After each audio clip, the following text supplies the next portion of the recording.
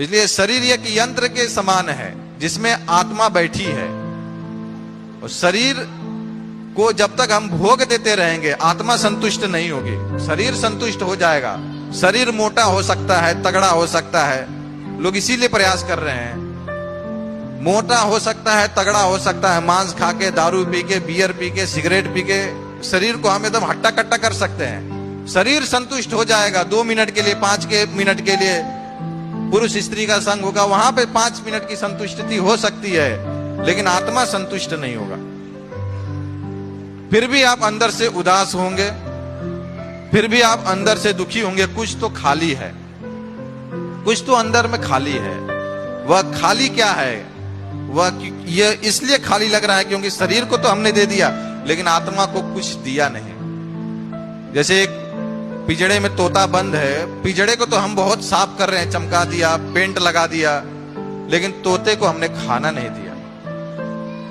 तो इससे क्या होगा? तोता एकदम मुरझा जाएगा, कमजोर हो जाएगा और एक दिन मर जाएगा।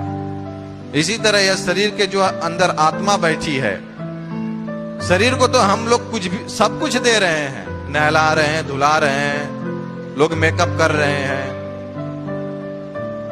कहां कहां घूम रहे हैं, एंजॉयमेंट कर रहे हैं, सब कुछ दे रहे हैं, लेकिन आत्मा को नहीं दे रहे हैं कुछ। आत्मा का आहार क्या है? आत्मा का आहार है हरि नाम, भगवान का नाम। वो हम नहीं दे रहे हैं। व्यर्थ की बातें तो बहुत कर रहे हैं, लेकिन भगवान का नाम नहीं जप कर रहे हैं, जो आत्मा का आहार है। इसलिए हर एक व्यक्ति इस संसार में दुखी है। क्यों दुखी है?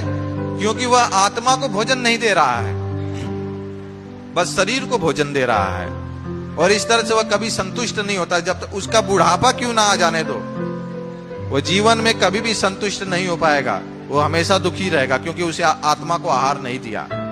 और जब तक आत्मा को आहार नहीं देगा, वह इस संसार में और अधिक फंसते जाएगा। फिर जितना डीप में जाएगा उतना उसको बाहर निकलने में मुश्किल होगी।